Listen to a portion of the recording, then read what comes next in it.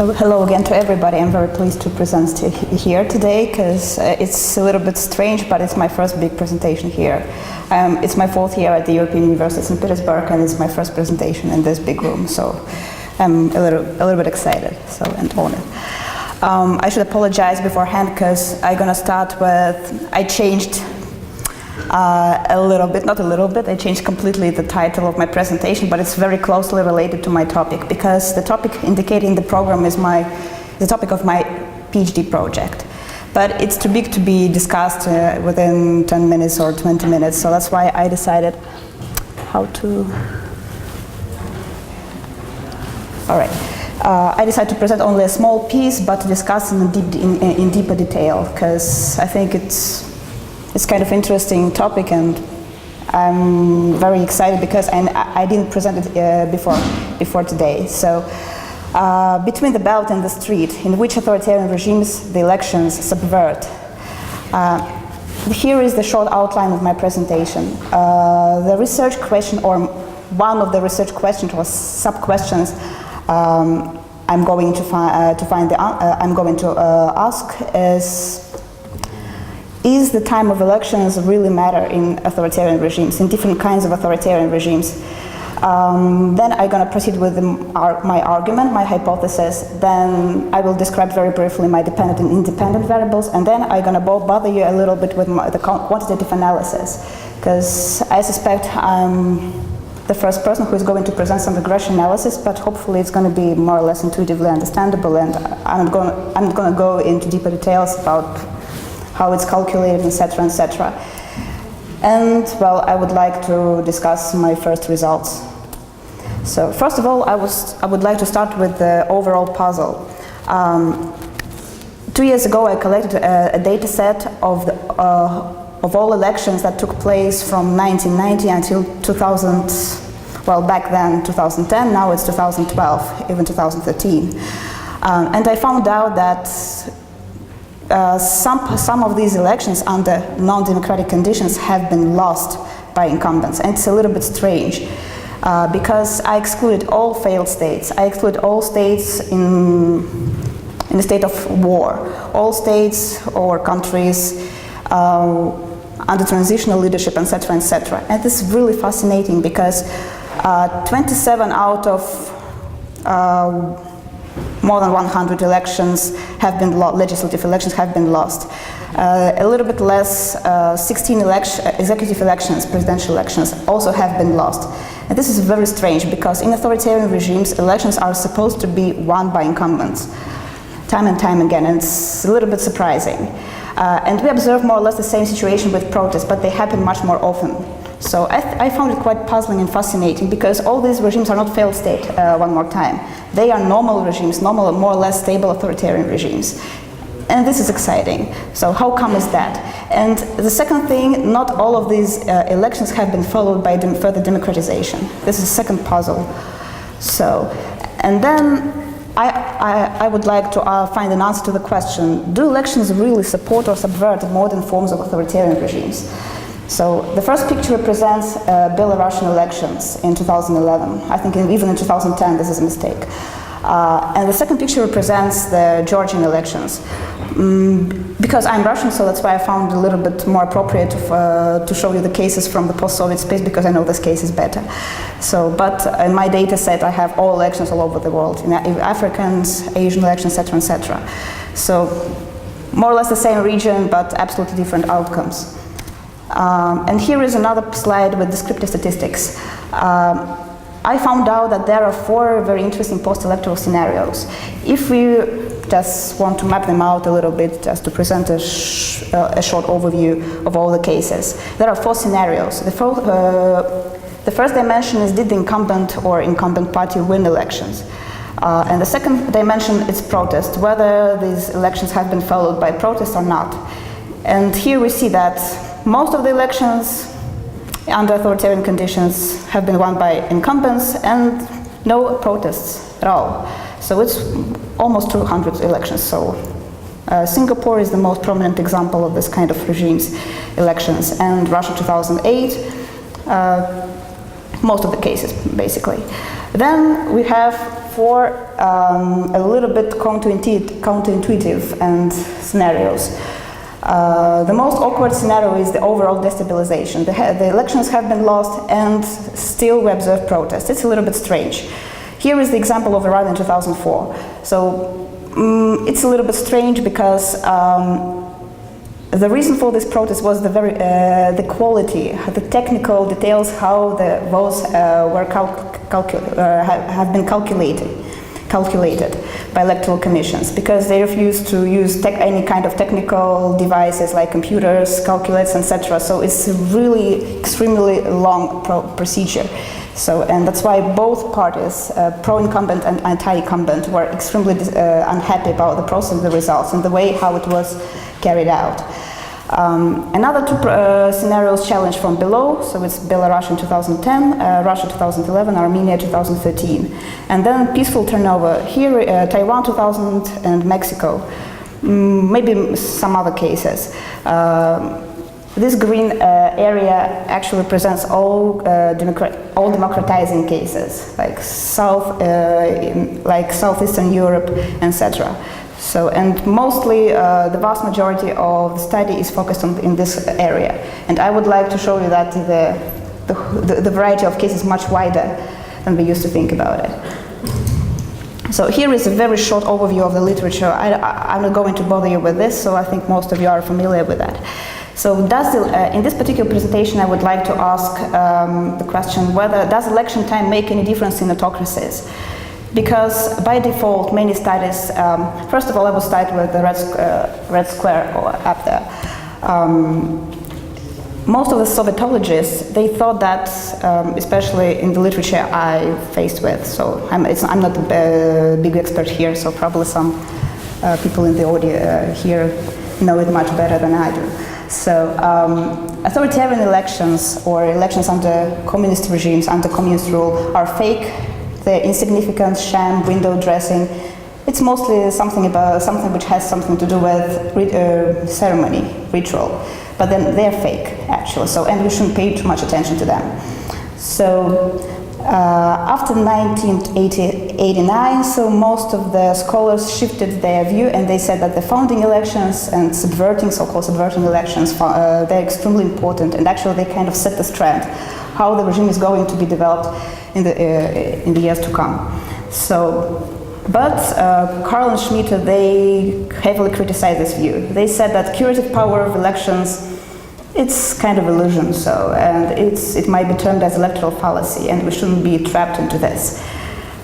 Then the next wave of studies, so it's elections as a nested game. This is the very well-known and very fashionable concept suggested by Andreas Schädler, electoral authoritarianism.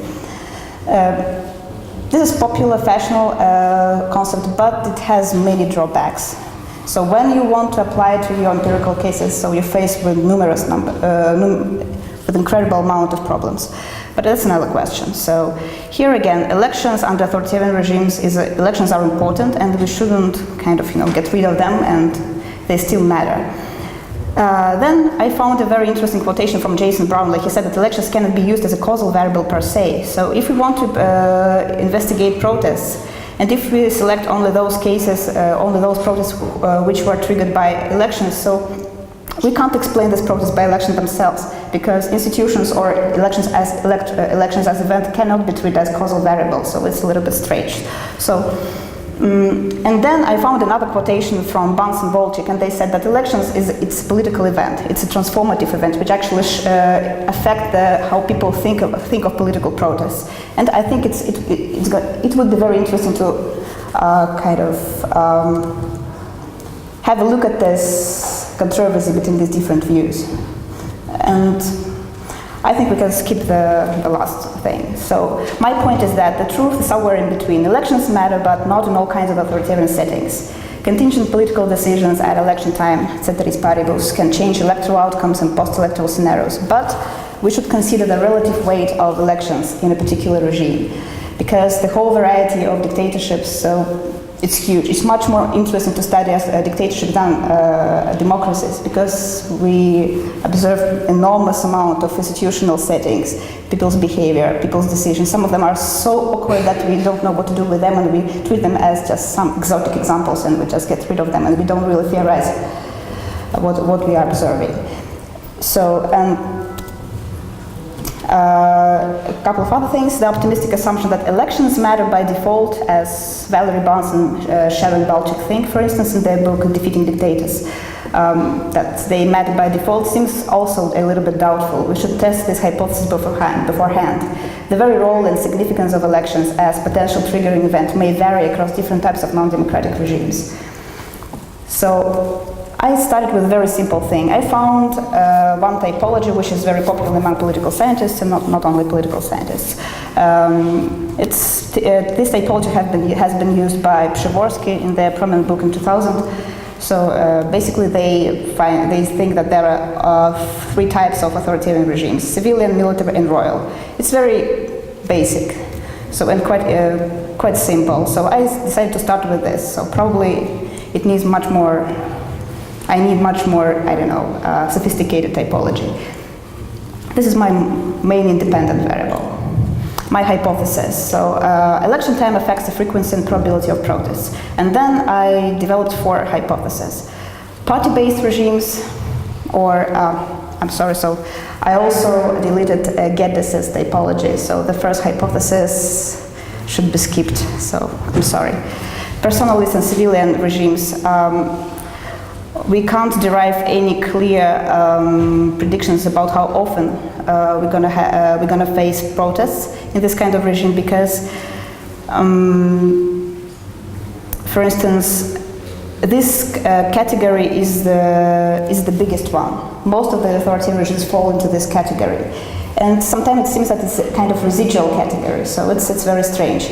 But when it comes to monarchies and military regimes, it's more or less clear what kind of hypothesis we can derive from this. So in monarchies, probably protests are not significant at all, because elections is not the main institutional vehicle how political leaders come to power. In the military regimes, we're more or less the same thing, because military regimes are mostly very repressive. So probably if any of military regime regularly hold elections, probably it would be rational to repress beforehand during election time. So probably we're going to have less protests in this kind of regime. So, and I also use some control variables, so it's like economic development, inflation rate, ethnic fractionalization, so etc. And there is also a very interesting thing that I use the data set. Okay, probably I will skip it and I will explain it when I show my results. And a couple of words about my sample. So it's very tricky, because it's very hard to define empirically authoritarian regimes. There are many concepts: electoral authoritarian regimes, then comes Levitsky way with their competitive authoritarian regimes, then there is Shedler's another typology, etc., etc. So it's very painful for me. So that's why all the time when I present my results, I should run I should run all the models with different samples, using different rules how I define them. Today I'm going to present only one sample, just not to confuse things. I'm dealing only with competitive authoritarian regimes, so it means that I don't have North Korea or other regimes which hold elections, but they're not competitive at all. So it means that the selection rule is very simple. All elections, this regime should have elections at all. Secondly, opposition should be allowed. Third thing, more than one party should be legal. And lastly, there should be a choice of candidates on the ballot. So this threshold is more or less intuitive.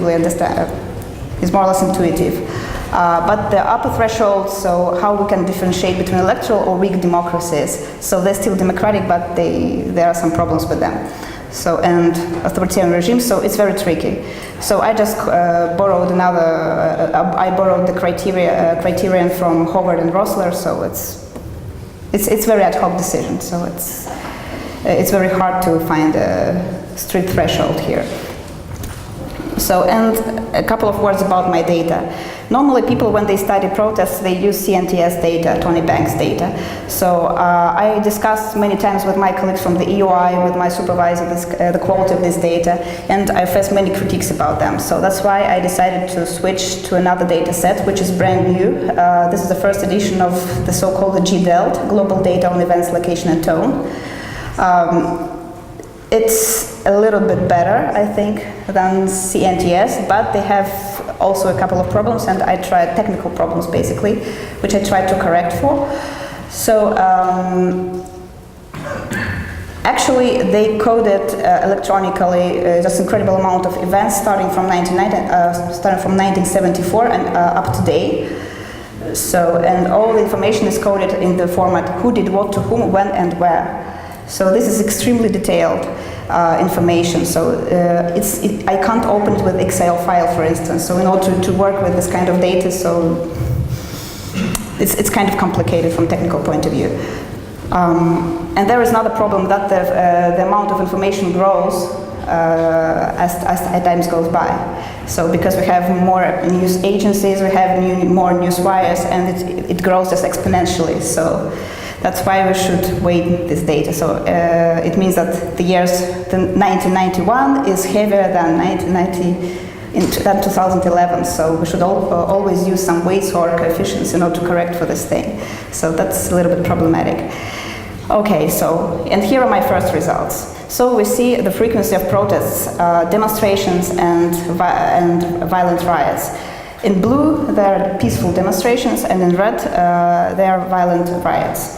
So, and we see that in almost all kinds of regimes, election time matters. So we observe more protests. But the size of effect differs across different types of regimes. So the biggest effect we observe in the so-called civilian regimes, almost no effects in monarchies or royal regimes. Hybrid regimes, it's a residual category because it's some kind of gray zone between either electoral democracies or electoral authoritarian regimes. We don't really know. So that's why if scholars do not agree on this point, so I just I made another group of observations, and in the military regimes. And here are the very first results of the regression analysis. Here we see, if some of you are familiar with quantitative analysis, so it means we should do some kind of stargazing. So if we see stars, it means that it's significant and it's good for us. And if we see stars all over the columns, it's also good. So, and we see that the election year is important, but the coefficient is not very big. So, and it's kind of good result. So we see that the effect of election time for authoritarian regimes is important, and also it varies across different types of institutional settings. In the military regimes, we systematically observe less protests, less demonstrations. And in royal regimes, we observe the pattern is a little bit is the other way around. But I think it's kind of artifact because we have only 3 monarchies in my sample. So I think we should be very cautious about interpreting these results. And then my almost the last slide. So it's violent riots, and here we see that there is no consistent effect of election time on violent riots. So there is no clear association between electoral politics and the frequency and probability of violent riots. So, and again, we see that in royal regimes, in monarchies, we observe riots slightly more often than in civilian dictatorships. So, and summing up, just to wrap up, the triggering potential of elections as political events may be conditional to various institutional settings, and we should be aware about that. So, can elections be a causal variable in depicting mass protests? So, I still don't have a clear answer, but there is at least some association of relationship which shouldn't be disregarded. So, and in which regimes there is any link between protests? So, in more institutionalized regimes, so basically civilian dictatorships, dominant party regimes, party-based regimes, regimes with the party of power, etc., etc. So these regimes are much more sensitive to protest politics. So they are in the risk group relative to the other types of regimes, monarchies, all the military regimes. So, and lastly, we still need to work a little bit on typology of authoritarian regimes. So it's still a kind of big question to be elaborated, investigated in the further research. Thank you so much. Thank you. you.